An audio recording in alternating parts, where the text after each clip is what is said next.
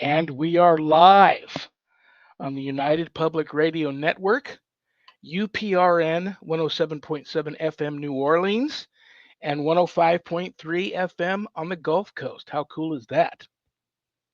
And we're also being live streamed wherever podcasts live, so we're not hard to find. Our YouTube channel, etc. To all those above me that watch over me, to all of you, my fave parapeeps on this side of the veil, welcome. This is Father Shawn's Paranormal Ministry. I'm your host, Father Shawn Whittington. I'm an ordained Catholic priest with the United States Old Catholic Church.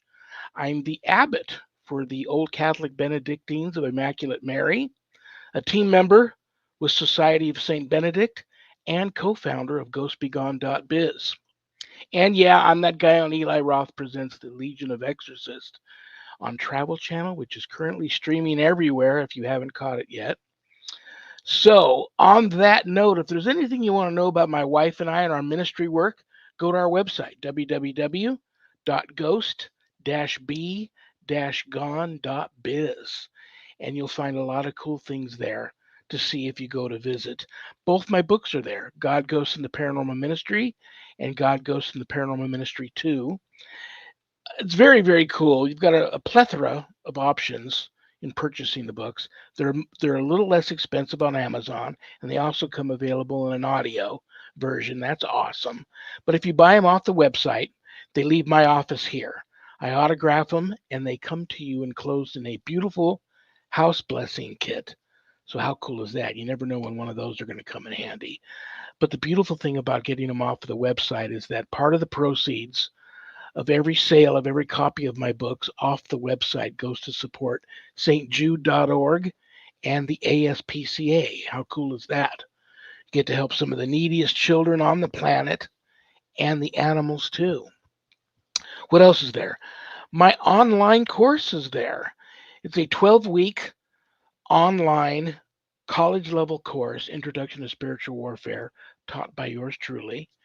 And you can enroll in the course there on the website.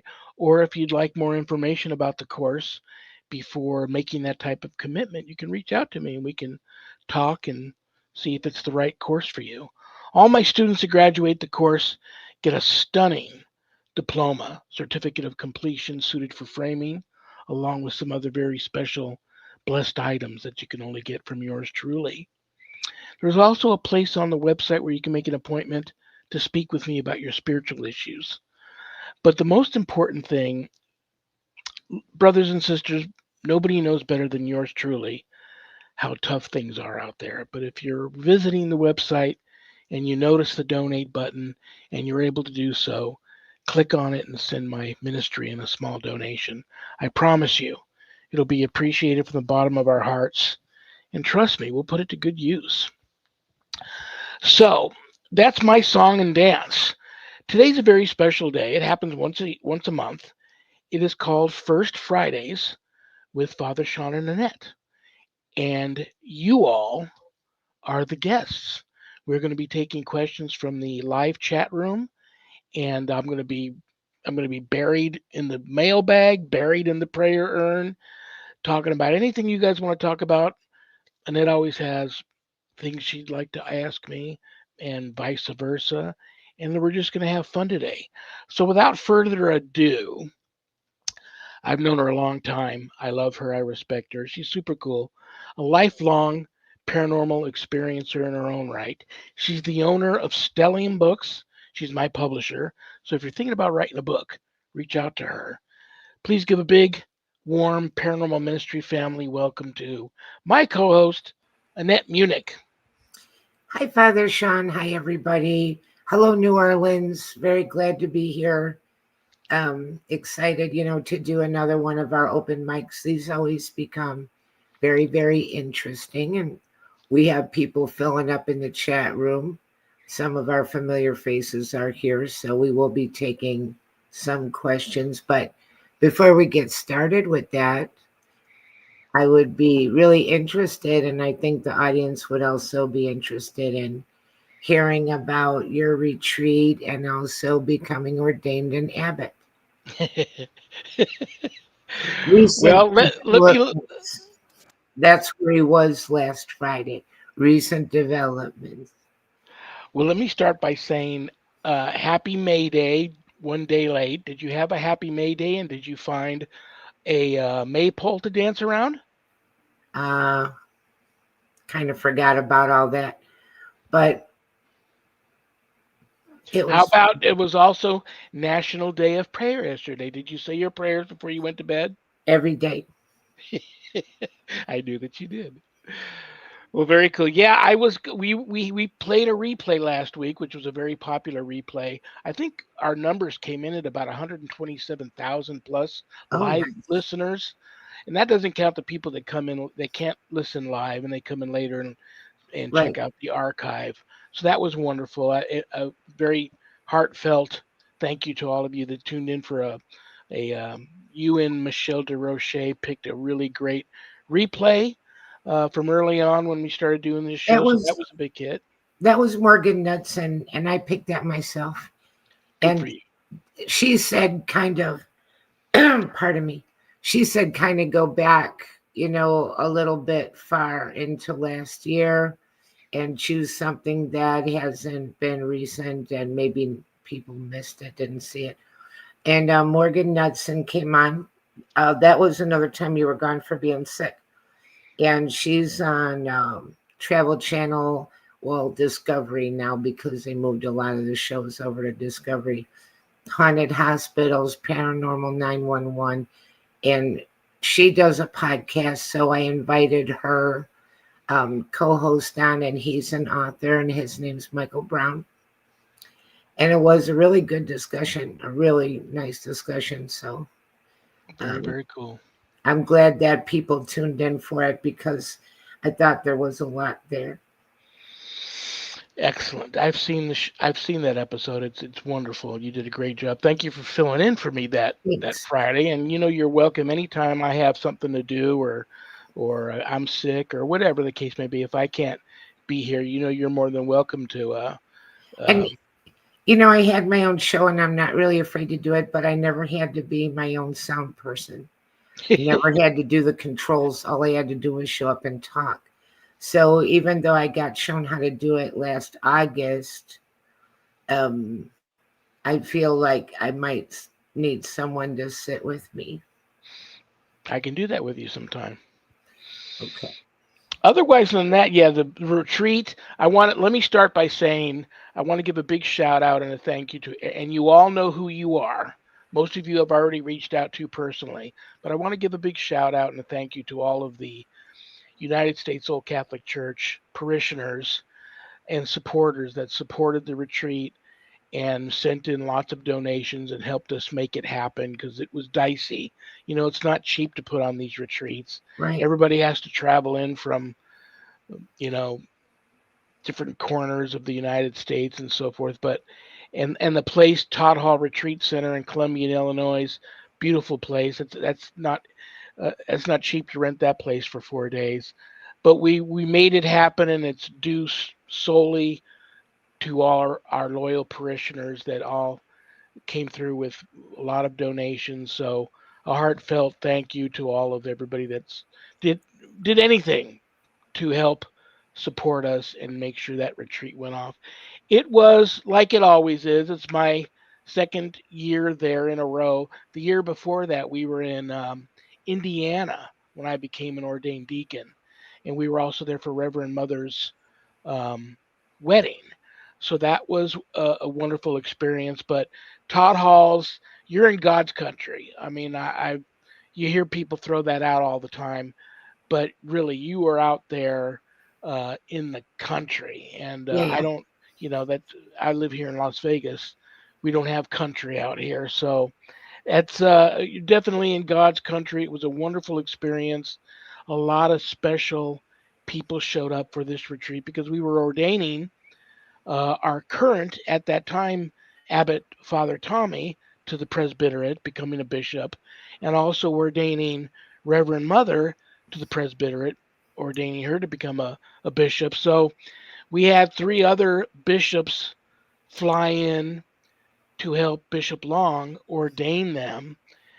So that was a very emotional, moving, and type of ceremony that very people are privileged to not only see, which I got to see, but I also got to assist in that. So that was excellent. Now, becoming an abbot, that was, and I'll try not to get emotional, so we'll just quickly just say that that was a once in a lifetime, extremely moving uh, experience. I don't know what else to say. It was definitely, and then just when you get through all of that, and some of these, I did break down in front of everybody a couple of times in a couple of these ceremonies because it's just so powerful and moving, and I soak all of that in. I feel that off of everybody, and I soak it all in. But like this cross was a gift from Reverend Mother after she was ordained to the presbyterate as a gift for me becoming the new spiritual leader and abbot of our Benedictine community. And it's solid ivory and sterling silver, made in the early 1800s in Belgium. It's got all kinds of engravings on the back, and it was in her possession, but since it was originally made, I understand it was passed on from bishop to bishop, bishop to priest, priest to abbot, and so forth, on and on and on. So to have it now in my possession, it's just very. And she gave that to me right before I left, so she's. Uh, I can accuse her again of being guilty of making me cry again before I left the retreat, but it was just a very special thing. So I want to throw this out there. If there's just one person out there that what I'm about to say resonates with, then I've done my job. If you've ever thought about, if you feel like you're being called to the seminary, go to our website, usocc.org. You can click on vocations, and you can also click on the tag that says more and read about our Benedictine community. You don't have to be Catholic to be a Benedictine, you just have to be Christian. Believe in God, Jesus, the Holy Spirit, the Holy Family, all of that good stuff. And so we are taking applications for Benedictines, and we're also taking the applications for our seminary. It's St. Mary's Seminary. And listen, I entered the seminary at age 60, and I'm a terrible student. Having said that, I did have to retire to do that, and I did channel something. And I basically lived in my office 24/7, and I was able to knock out about 6 years of seminary studies in about 2.5 years. But I had help. Um, but it can be done. So it doesn't. You're not never too old. And the great thing about the United States Old Catholic Church is our priests can be married, and we also ordain women. So if you've ever thought about entering the seminary or becoming a Benedictine, look into that. That's usocc.org. And and I think that's all I have to say on that matter. Very interesting story. So, other than that, USOCC is pretty much just like Catholic. Yes, it's the United States Old Catholic Church. So yes, we are Catholic. We're the same as the Romans, except for we're not under Rome's jurisdiction. Simply because now listen, God knows that I love, respect, love, and respect the Pope.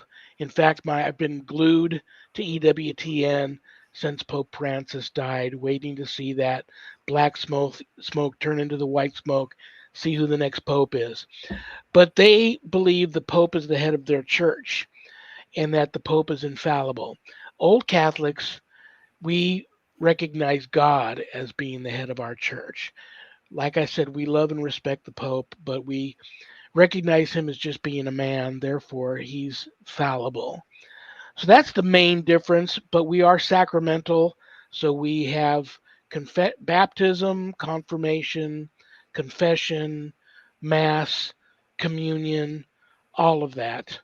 And so we are recognized by the Roman Catholic Church as being validly Catholic because of our apostolic succession, which not every Catholic jurisdiction has. It's very important. That's the laying on of hands for ordination that dates back to Pentecost, when Jesus appeared to all of the disciples in spirit, in the Holy Spirit form, and entered them and told them, this is how you will pass on the Holy Spirit from this point on to other priests and bishops, and that is the laying on of hands. And that's all registered and documented with a company called the Order of Corporate Reunion.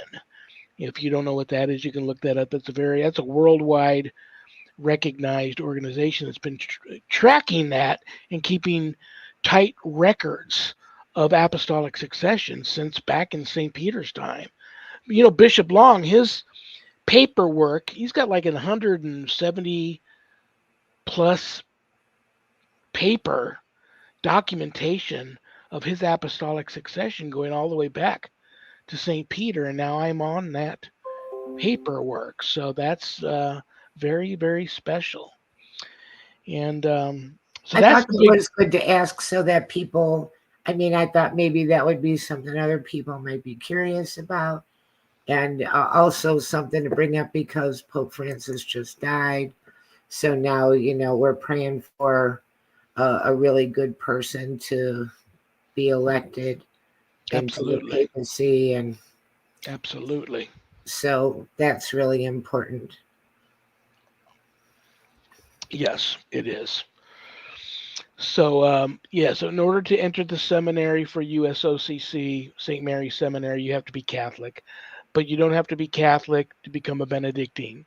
You just have to be, there's people out there that have a very healthy, close relationship with God, and they feel a calling that they want to make that relationship just closer. They don't know how to make it closer, but they feel a calling to want to have a much closer relationship with God. And that's the Benedictine community might just be what the Holy Spirit is ordering for you. So it'd be worth, if you're one of those people that feel that, if my words are resonating with you, you can read up about the Old Catholic Benedictines of Immaculate Mary and see if that might be for you. Now listen, hey, we don't live in a monastery anymore like back in the day. My advice would be read about Saint Benedict, and that might just push you over the edge because he's a very interesting saint. He recognized and evil in the church at that time, and they tried, because he was calling it out, because there was a lot of evil in the church. Even today there is. He was calling it out back then, and his own monks tried to poison him, and it that didn't go well for them. So he's a very interesting character. He's the also the unofficial saint, patron saint of exorcists, and he also is credited with being the father of monastery life. But of course, we don't. There are still monasteries out there, but my jurisdiction, the Old Catholic Benedictines of Immaculate Mary, we don't live in a monastery any longer, but we follow the divine office and the liturgy of the hours, and we attend night prayer every night, and um, just a lot of the habits are awesome. All black habits with a beautiful hooded black scapular. They're awesome. I don't think it's I'm speaking because I'm partial, but I don't think anybody else's habits are as nice looking as the Benedictine habits. So if you look good in black, there you go. So when am I going to get your application, Annette? Oh, yeah. It's not that I'm opposed, it's just that I never really thought about it. You would be surprised how close to living the life of a Benedictine you already are. Right. So I'll just throw that at you. I'm very monkish and I like to bake bread Yeah. and I like cappuccino. That's Capuchin monks right there. It's, I don't drink wine anymore, but, you know, the the monastery, I'm not trying to make fun of it. I think it's kind of nice. People are quiet and they make things. They sell in the community. On a little side note, there's a monastery that I bought stuff from that has been making some of their things the same way for hundreds of years, and they're in Florence, Italy, and I bought perfume from them before. It's the same perfume that they were making for Catherine de Medici, and she wore it at her wedding, and I bought that. And they also had, it's really nice, it's citrusy, and I bought a spray that is like a mint water refresher for your face, and they have all kinds of things on their sales page or their website, but they've been making these things for hundreds of years, and really cool. I love stuff like that. Yeah, there, like I said, there are still monasteries out there, and legit monks that live in monasteries. Right. Um, and that's all. It's, the person that's right for, that's life changing, and that's a great life for them. Can I Yeah, tell another monastery story you may. since we're talking about monasteries? One of the sweetest stories out there about a monastery in Germany. That's where pretzels were invented, and the monks, when they had um, dough left over, they'd roll it and twist it into the pretzel. It was supposed to signify a hug, and they gave that to hungry children, and that's where pretzels come from. It's a beautiful story. I think I heard that from you back in the day, and I thought Yeah, that was I a like beautiful that. It's story. Yeah, very, it's a nice story. excellent, excellent. What else do I want to tell you? I think that's it. This week, knowing that it was going to be First Fridays with Father Shawn and Annette, I just left everything on my desk here. Mail bags full, prayer urns full. I've got all these some topics of some very interesting topics. I've been speaking recently with some leading paranormal authorities in our field. They just call me out of the blue and pick my brain about things, and in turn, I pick their brain about things. And so some of those notes I've left out here, so we can go anywhere you want to go with Great. this conversation today. Do we have any If we don't questions have in a the? question yet, but I have something to tell you. This is really off the wall. I'm just full of curious little things to say, I guess. But so, I have a good friend, and she's been staying at our house. She came here after she was recovering from having a neck surgery. So we had many nights talking outside, drinking coffee. She told me a werewolf story from that area in Oklahoma that you wrote about in your book. And I was like, what? Wow. Wow. Um, Same sort of vicinity as what you experienced. And I told her about you and well, she knew about you. She watches the show. But I'm talking about you and your experience and how you wrote about it in the book, and because you don't come across that many stories like that, you just don't. Yeah. So that's worth bringing up. Another werewolf story from that same area. I would say it's within 50 miles of where yours was. Yeah, that's an interesting topic. And after I get done saying what I'm about to say, it's weird that we have a little message from, I hope I don't butcher your name, Heidi, but Heidi Gohl, Gohl, says, "Good day, Father Sean and Annette. Much love from Boulder, Colorado." I was just talking about Boulder, I Colorado heard. with a person who had reached out to me about a haunted hotel. So I'll go there in a second. So I think that was meant to be me to see someone from Boulder on there. I just was speaking to this person. But the story that I think you're talking about in book two was actually a possession story, and it took place on an Right. Indian reservation. Is that the one? Yes. Well, see, when this elderly Native American person, when the unclean spirit manifested in him, he became very lycanthrope like, Yeah. So that was interesting. But I have this married couple that I've interviewed several times that told me, and when I talk to them about this story, even today, they'll get pale, they get goosebumpy, and they even start to shake a little bit when they tell the story. They were newlyweds. She had some kids from a previous marriage, then had a child with her new husband, and they were traveling to the Midwest somewhere, possibly Oklahoma. I don't remember. They were traveling from Vegas to the Midwest.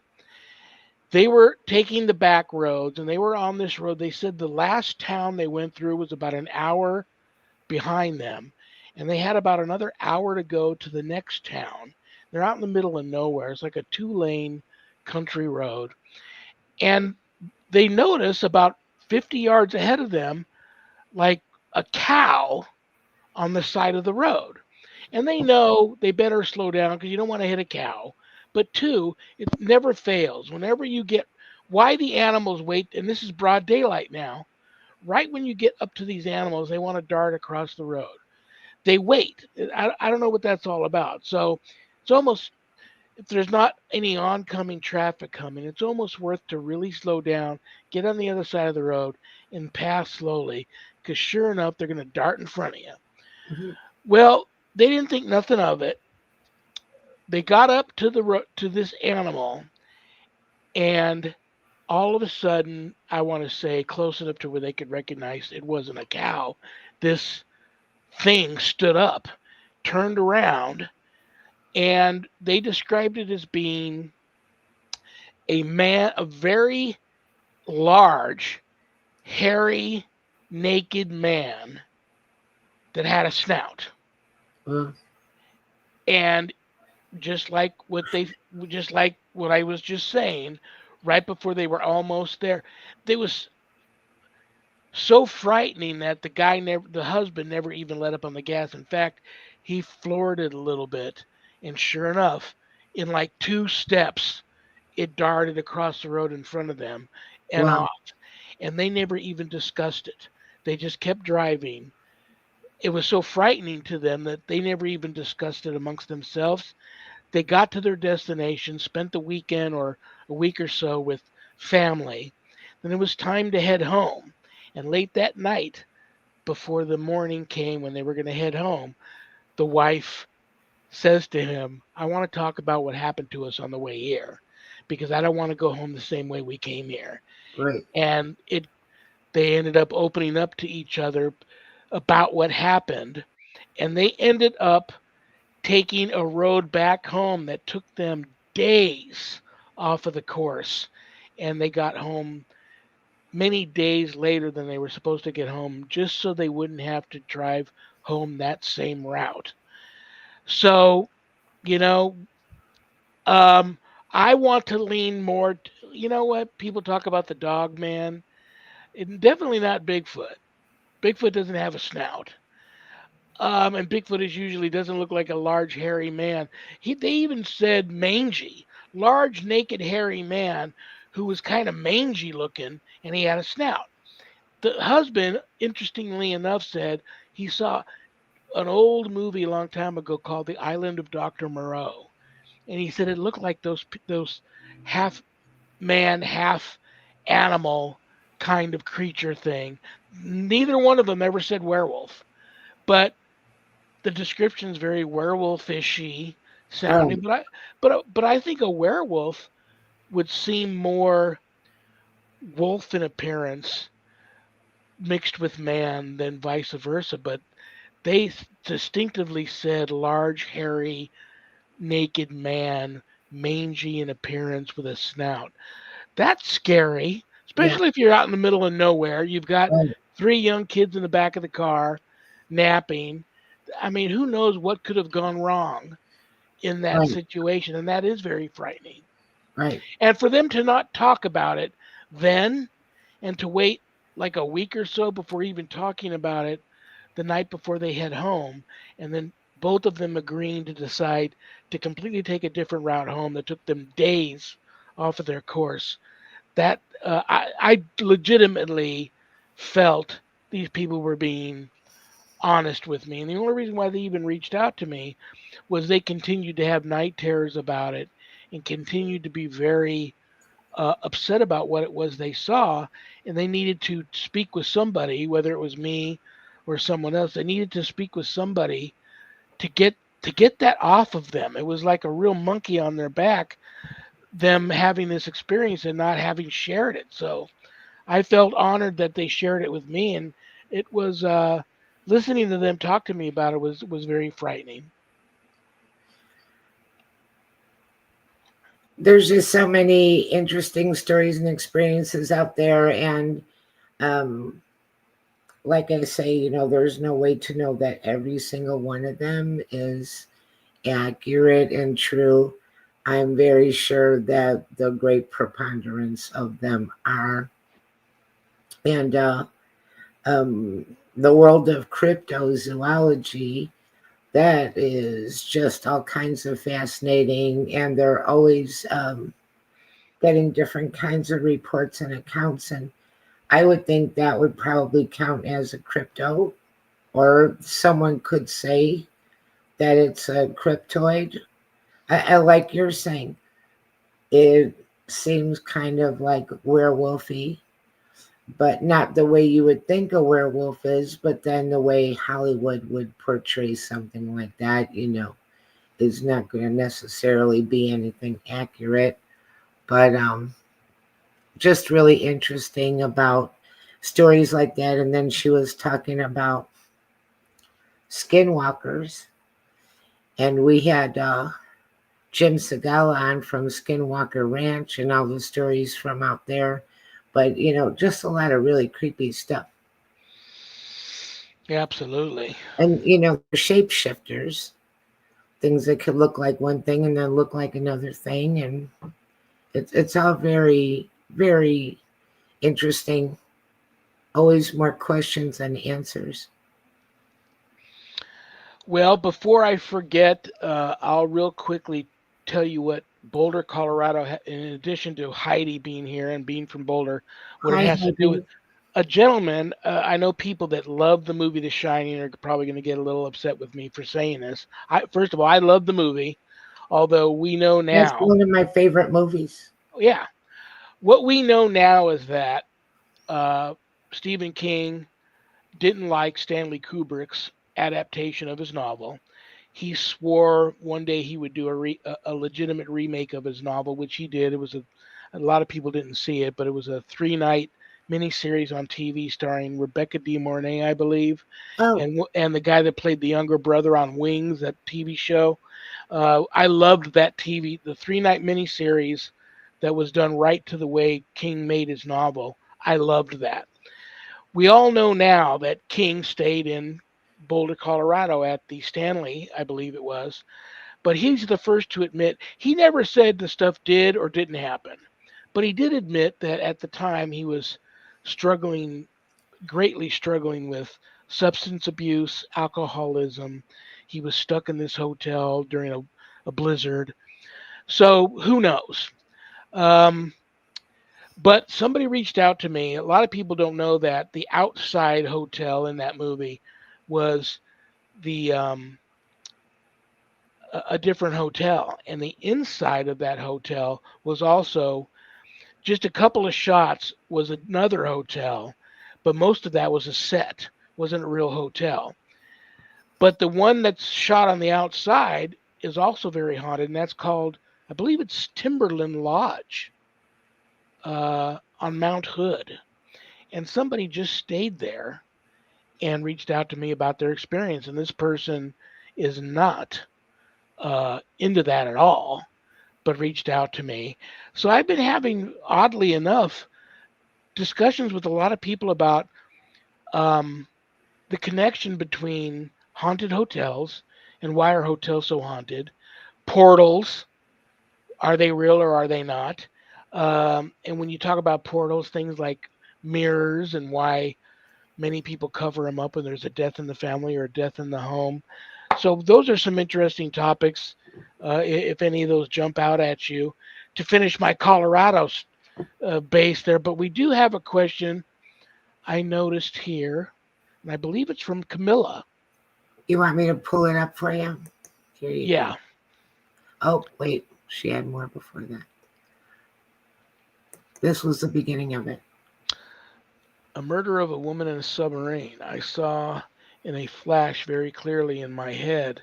how the woman was killed, and I just knew where the body was. This was 10 days before the police found her. Huh. And then here's the second part. Camilla. Hi, Camilla. She says, so my question would be, how come a traumatic event like that is randomly downloaded into my mind? And that is an interesting question because I'll tell you why. We're all psychically connected here on this show, I believe. And that's why the people that tune in and like this show, I think, are in under that umbrella. I believe, now this comes back to the portal thing. I'm on the fence with portals. I believe the portals are really our minds. And I believe it all ties into how psychically gifted we are or aren't. Some people that are extremely psychically gifted don't look at it as being a gift at all, and they get upset with me when I say that. I just throw that word out there. But that's what I believe. So, Camilla, and I know Camilla very well, she was one of my students. Camilla, you just happen to be very psychically gifted, and that's why.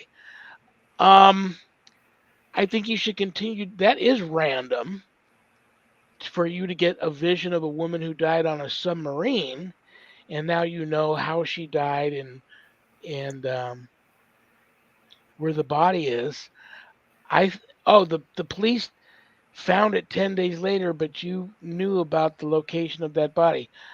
I just believe, Camilla, you just happen to be like that mosquito trap hanging on the back porch in the dark, all lit up, and all the mosquitoes, which can either be interpreted as spirit or spirit communication, is just coming at you, and occasionally you lock onto something.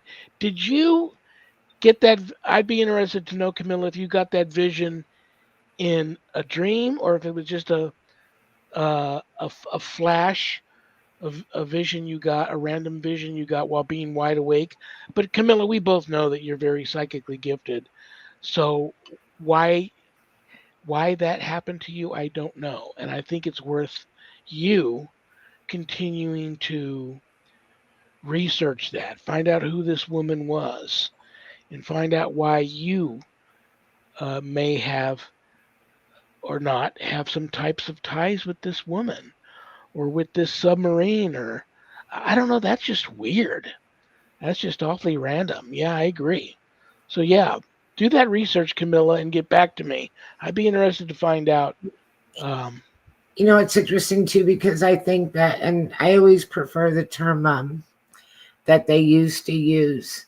They would talk about extrasensory perception, ESP, instead of psychic. And that's what I think a lot of things are. And it can seem pretty random. Some people, they can try to do it. They work on criminal cases and things like that. Other people, they get some random flash or insight out of the blue and don't really know why. Can't try to do it. Can't try to not do it. It doesn't seem to have any rhyme or reason, and yet there it is. So I don't know. It's hard to say. well, psychically gifted people, they may not have any. They never really tried to harness their gift and learn how to work it, turn it on or turn it off. So they're just wide open radio collecting all these signals all the time. So a lot of signals they do get, I think, are totally random, and they'll never know why they got that particular vision or what the case may be. And it's funny you bring up psychics helping. More and more law enforcement agencies have been working with psychics lately, which I think is awesome.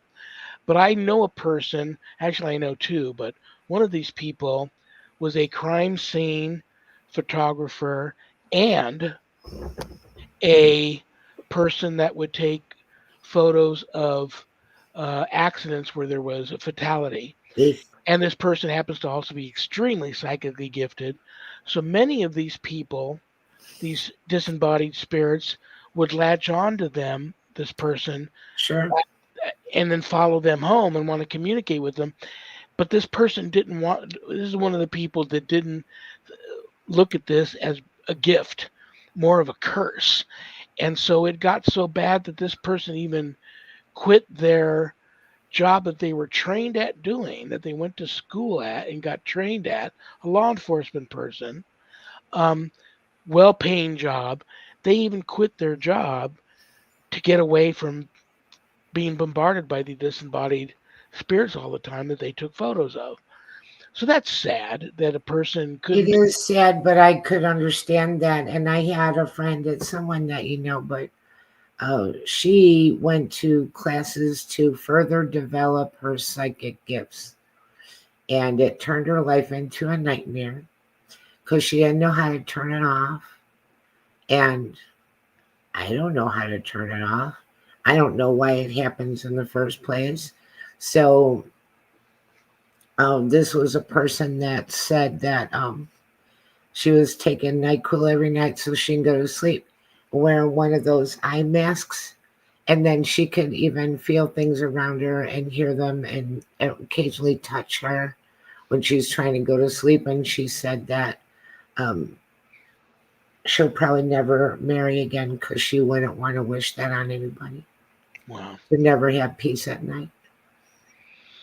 Now, Back. things might have changed, but that's the way it was as of a few years ago. So, me, I thought I would never openly walk into something to heighten things and make it more frequent, and then maybe have no control over that and live with definitely one foot in um, another world and one foot in this one.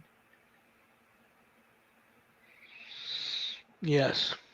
Yes. Absolutely. It's funny. The senses are very funny. And back in the day, when I was just a Ghostbuster, Sharon and I helping people, somehow it just went from us just going to these locations and taking the tour or going on ghost hunts. It went from that into automatically we were just getting a lot of people reaching out to us to want to come in their homes. And it's very different to go and investigate in someone's home than it is to go to the Good Springs Hotel. Right. Um, so having said that, back in the day, I used to practice something that they called spirit retrieval. And if I knew that there was a location in the home where the spirit was seen more times than not, or perhaps it was the location in the home where the people that were there knew that something traumatic happened in there, I would tell everybody to leave me alone for a little while. Come check on me in an hour or so if I don't come back out. But I would go in there, shut the door. I would put on those um, things that you would put on when you go to sleep. I had several pairs of those. Put some earplugs in my ears, and I would just sit in a chair or even lay down on a bed and just lay there and wait until I felt that something was really trying to communicate with me. And I would psychically try and connect with the disembodied human spirit that was there and find out what it was they wanted or not. Sometimes the messages that I thought I got totally didn't make sense and didn't help out at all the situation. But sometimes it was pretty miraculous the things that I was told and the messages that I did receive and the feelings that I did get. And it would help to bring closure to a lot of cases. Unfortunately, I don't consider myself a psychic, and it I think it brought trouble. It brought a lot of I think some of the hauntings that Sharon and I experienced here in our home was due to me opening up that can of worms and not being able to help this disembodied spirit and brought on some type of frustration. This spirit would latch on and then follow us home. Even though we would say many times before we left a location, no spirit entities here are allowed to follow us home, sometimes that doesn't work. They don't have to do what you tell them to do. Um, so I stopped doing that. As I got more into my spiritual walk, my religious and spiritual walk in life, I got away from doing that more because it falls under the form of conjuring. And I try not to do that. Whatever happens, happens. Sharon and I go into these cases. And whatever happens, happens. Whatever doesn't happen, doesn't happen. But we try to just, most importantly, not make things worse and try and help the families out. And it's not for everybody. There's many really legitimately talented paranormal teams out there that don't want to investigate in homes, and I get it. And that's very, very cool. Don't. If that's not in your if you don't if you're not feeling that, then don't do it, because it is very different, because you can very easily make Make things things much worse. worse. Yeah. Absolutely. Absolutely. Yeah.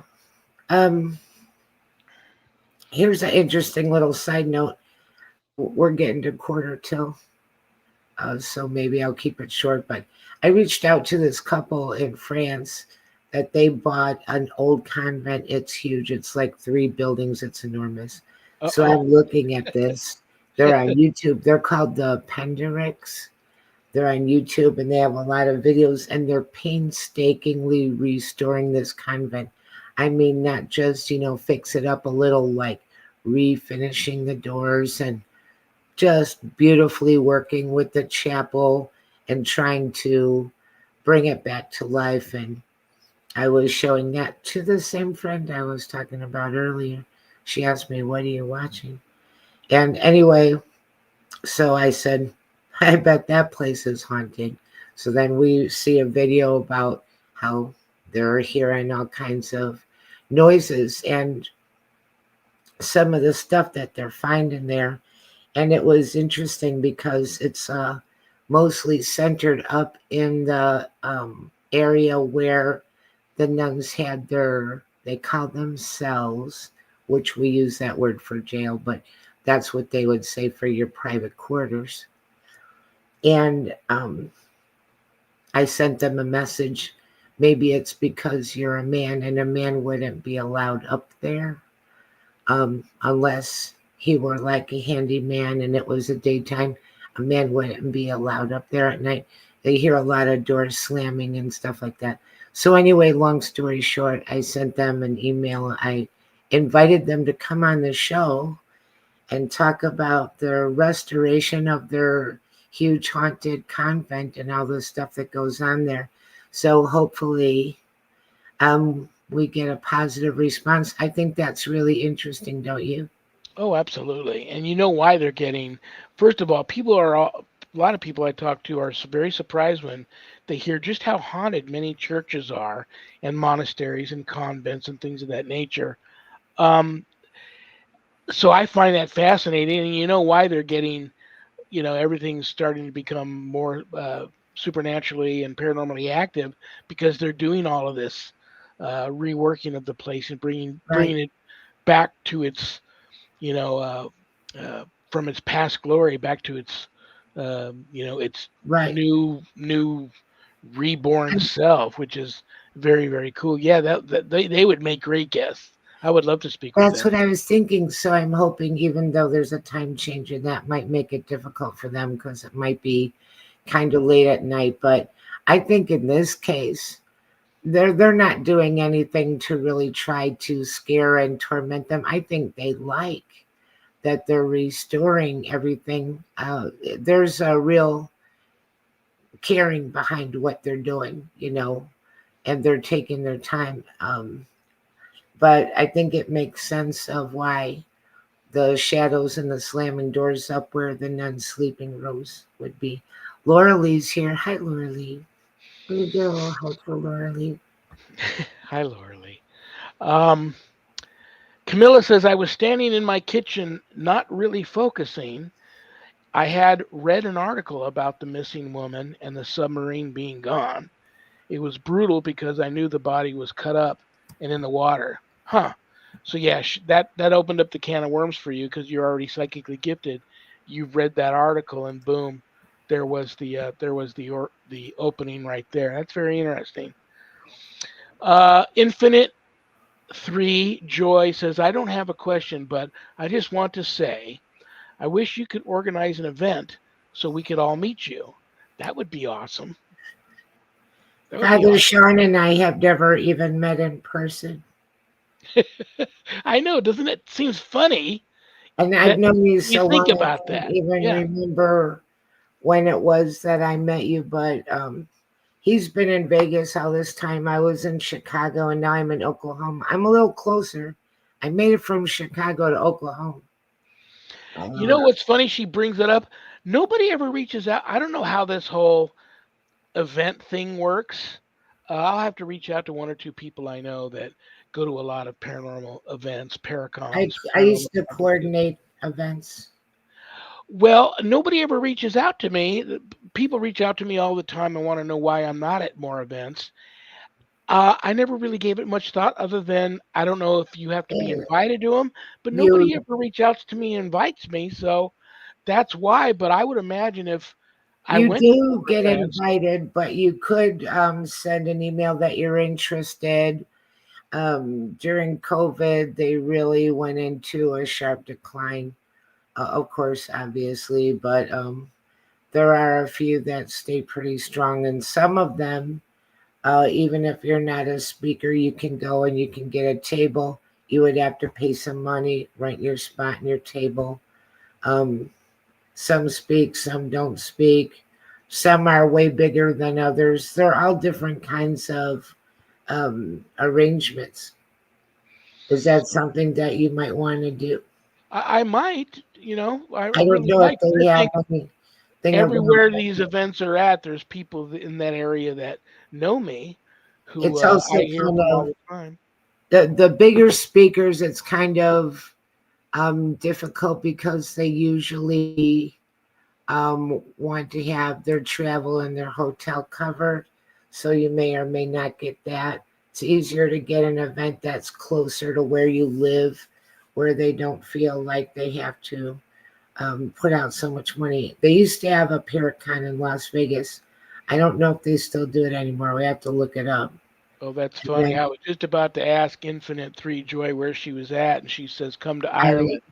Um, it's Sharon and I were just talking about that the other night. We still want for our wedding anniversary, our 25th wedding anniversary, which may or may not happen.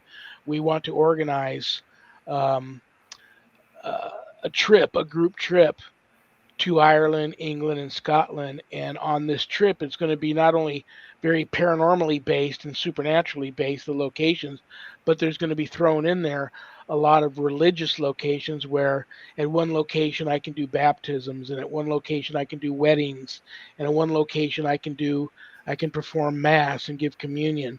So this is going to be a very interesting trip. It's in the works. So Infinite Three Joy, I may be coming to Ireland, but somebody, I probably shouldn't say their name. Person's very wealthy, and I'm turning it down for now because I hate to leave Sharon. It's just the 4 days I left her alone here when I was in at the retreat. Um, I don't like to leave her at home alone for 4 days. Can't afford to get us both there, so it's tough. Um, but this person wants to send me to County Logue in Ireland. I believe it's I don't have the paperwork in front of me. It's County Logue, and there's an island there, the island of St. Patrick, I believe, or the monastery of St. Patrick. I'm not sure. I probably have this all wrong, but there's a monastery there, and you have to take a boat out to this island. And when you go there, you got to take your shoes off. You're not allowed to walk on the island with shoes on. And the boat leaves you there for 3 days, and you're in this monastery with the monks. But it's really it's a place where Saint Patrick is believed to have been shown by Jesus a portal to hell, and Saint Patrick built the monastery over this portal, interesting. keep the demons from coming into our world. And so it's a very, very religiously, spiritually charged location, and this person wants to send me there as a gift. So we'll see if that happens. So if anybody sounds like this is something you want to do, you anybody can go. But it's in Ireland, and I believe it's County Logue, or and there's a St. Patrick's I don't believe it's St. Patrick's Island, but it has something to do with St. Patrick, and someone will have to. She says Louth, Louth. Maybe just look up St. Patrick's something island or St. Patrick's Monastery and on a little island out in the middle of a loch somewhere in Ireland. It's beautiful. I've seen the pictures, Yeah. but well, we got 4 minutes left. How about our next guest? You haven't met them. You're gonna love them. Next Friday, May 9th, Barry and Connie Strome. Nice. Lovely. They are world renowned psychic channels. They've got several very popular radio shows of their own. He's an author. He's written, I don't know, I think he just wrote his 14th book. Um, very, that's going to be an excellent show. Um, since yesterday was National Day of Prayer and my prayer urn is full, maybe I should say a prayer. I got sent this beautiful prayer here by Saint Benedict. Since we're talking about the Benedictines, I'm going to light a candle for all of us. May the Holy Spirit enter and intervene in the lives of everybody that can see me and hear me and stay with you on the remainder of this journey and on to the next. And this candle will continue to burn for all of us till it burns out. This is for everybody searching for God. Written by St. Benedict, year unknown. Gracious and Holy Father, please give me intellect to understand you, reason to discern you, diligence to seek you, wisdom to find you, a spirit to know you, a heart to meditate upon you, ears to hear you, eyes to see you, a tongue to proclaim you, a way of life pleasing to you, patience to wait for you, and perseverance to look for you. Grant me a perfect end, your holy presence, a blessed resurrection, and life everlasting. Amen. And I offer that up to everybody who can see Amen. me and hear me. And I better kick you out of here before we run out of time. Anything you want to say to everybody before we go? I'll just wish everybody a great night and a great weekend. And we will see you next Friday. Hopefully, you can join us for Carrie and Barry Strom.